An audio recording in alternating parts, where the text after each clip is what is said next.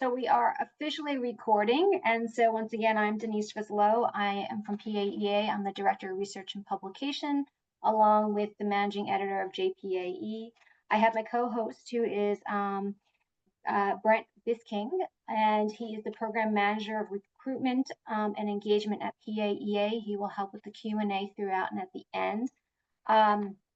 So you are here today for our 6-part, very short Coffee Talk webinar series, and it's titled Finding Your Starting Point in Scholarship. The reason we developed this for PA educators is we know that there's a lot more emphasis on publication, scholarship, and grant writing in academia. I mean, there certainly was when I was full-time faculty, and I know it's more than ever now. We'll continue to have our longer sessions when the grant time comes, but we thought that we would interject a couple of shorter coffee talks, lunch for many on the East Coast, maybe breakfast, I guess, on the West Coast, with different speakers on different topics. So we're starting off today with Dr. Marcia Boughton. Did I say that right, Marcia? Yep, that's Perfect. right. And she is the assistant professor from Midwestern University in their physician assistant program. Our first talk today is grant applications that work, a focus on successful applications. So with that, I'm going to hand it over to Marcia to take over. Hi, welcome. I'm really excited to get the chance to talk to you all this morning. I see some familiar faces. I have a shout out to Sarah and Lauren and Tessa and Jacob. Thanks everyone for joining. If I could get you guys to react with some claps, if you are new to research or feel like you're kind of on the entry level side for research. Awesome. I'm so excited. I'm very enthusiastic about research. It's one of my passions. And thank you everyone for sharing.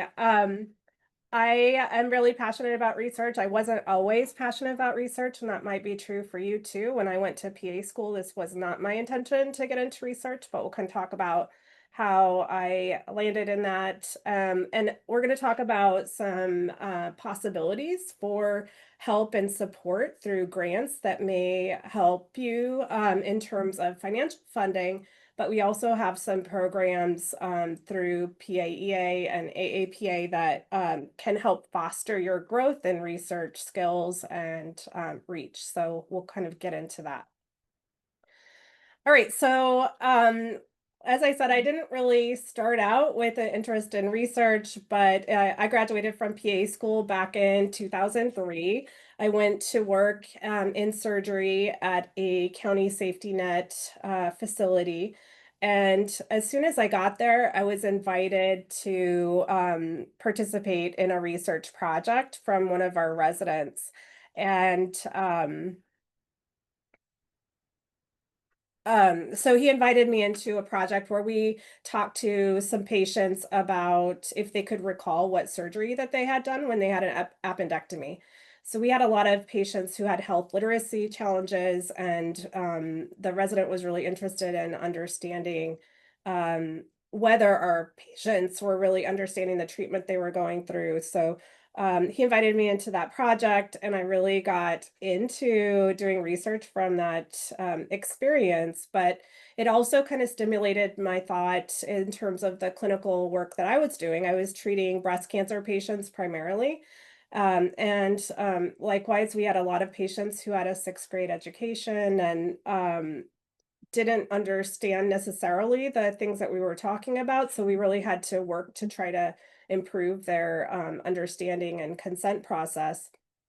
But I did an initial assessment where I looked at the understanding of some breast cancer patients, which then got funded through a National Library of Medicine grant. And that was not my grant, but the grant supported the work that I did in developing a video that was used for teaching our patients about breast cancer. So that was really great experience. And then in about 22, after I got my DMSC, I went into working in education back at Midwestern University. And I was really interested in getting involved in PA research. I had done a lot of clinical research throughout the years when I was working in surgery. But I applied for the AAPA PAEA research fellowship, and that was really, really instrumental in helping me to grow my research agenda and some of the things that I've been working on. So we'll kind of go through those opportunities as we talk this morning. So we're going to talk about the types of grants that PAEA offers and who's the target audience. And we'll talk about some ideas for successful grant proposals. We want you to be able to discuss some ideas of things that should be avoided or are not feasible, and then talk about some different funding opportunities that are available to you. So first things, when we're talking about grants, there's requests for proposal, and those are going to be the information that has the details of the application and the process. So, for example, when we look at the AAPA PAEA research proposal, it tells you that they want the application to be paginated in 12-point times, new Roman font, single spaced, 1-inch margins, etc. Those are details that you really need to make sure that all of the instructions are things that you're following. So this will explain to you the required elements of the application. And importantly, there are typically prior successful applications that are available for your review. If they're not accessible through that site that you're looking at, you could ask the grant managers to share that with you, and they typically will give you some of those examples to help guide your proposal. And I definitely used that when I applied for my AAPA PAEA research fellowship.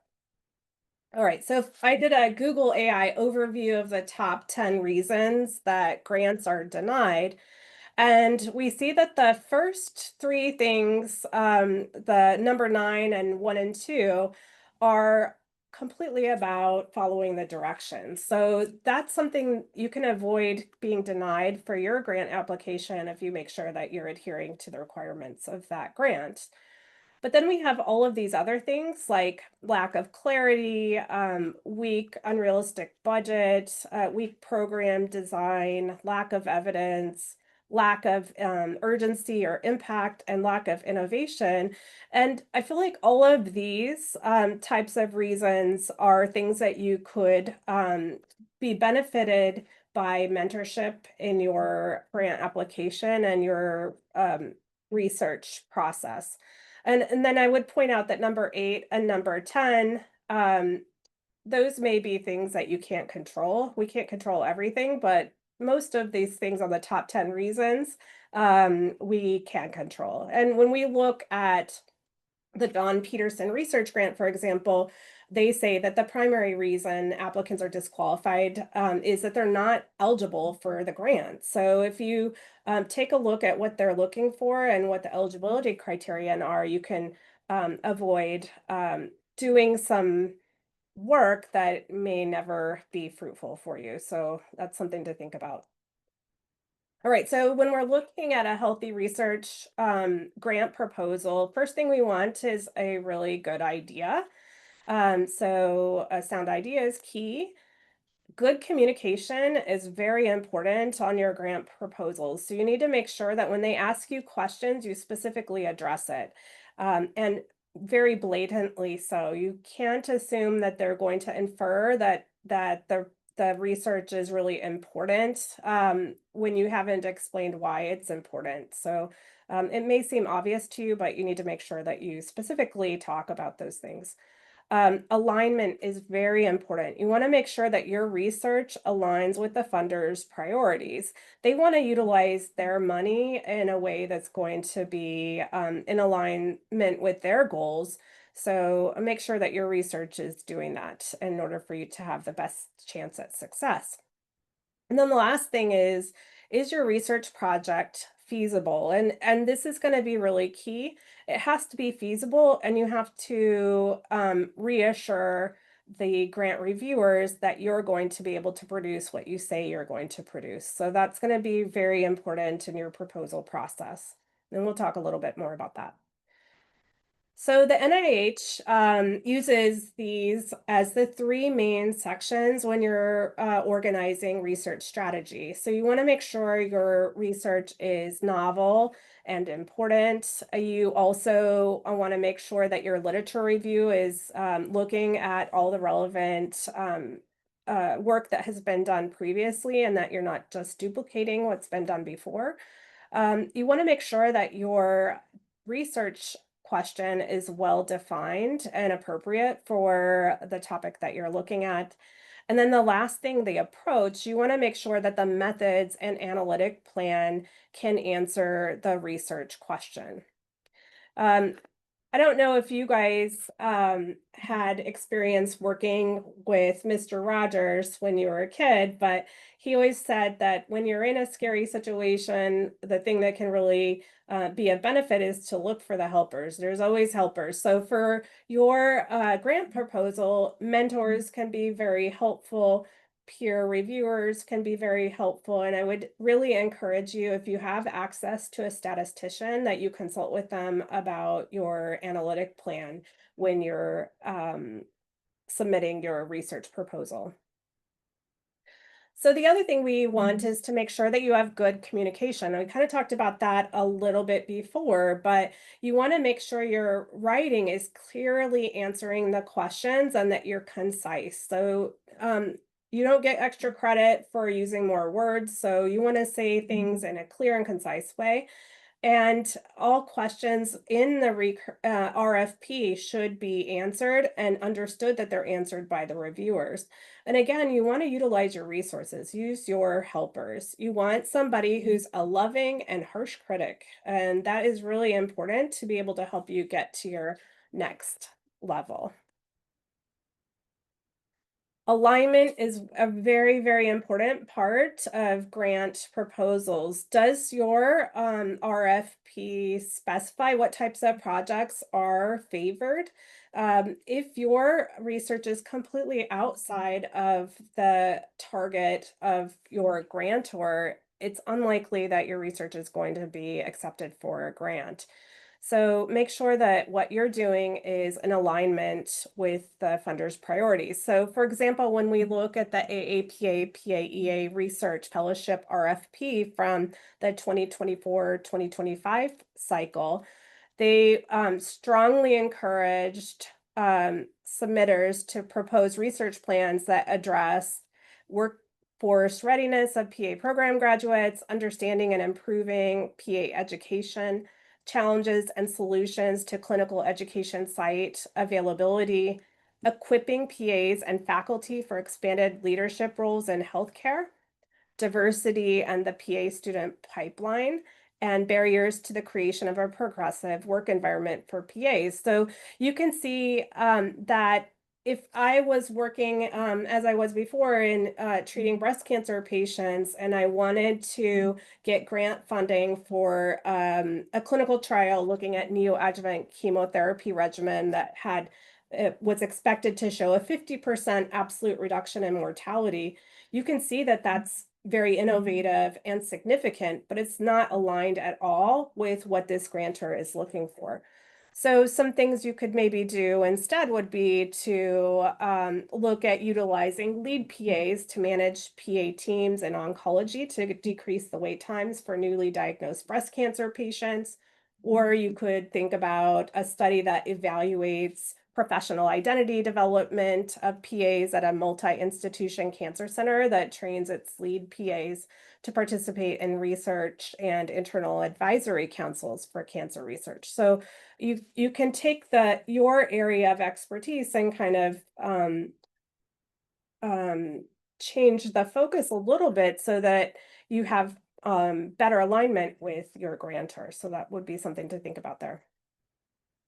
So for the feasibility, you want to make sure that your research can be completed within the required time frame. And that also does kind of look at what is your experience with research, and it may take you a little bit longer if you're really early in your career to complete some things that might be faster for someone who's done a lot of it. But you want to make sure to have a budget and a timeline and a team that are going to encourage the reviewers of the grant to have confidence that you're going to be able to complete what you say you're going to complete within the time allotted. So that's really important that you're building trust with the funder. You want to make sure that they feel that they're spending their money wisely by investing in you. And again, you want to make sure to use your helpers. So for the AAPA PAEA Research Fellowship, and we have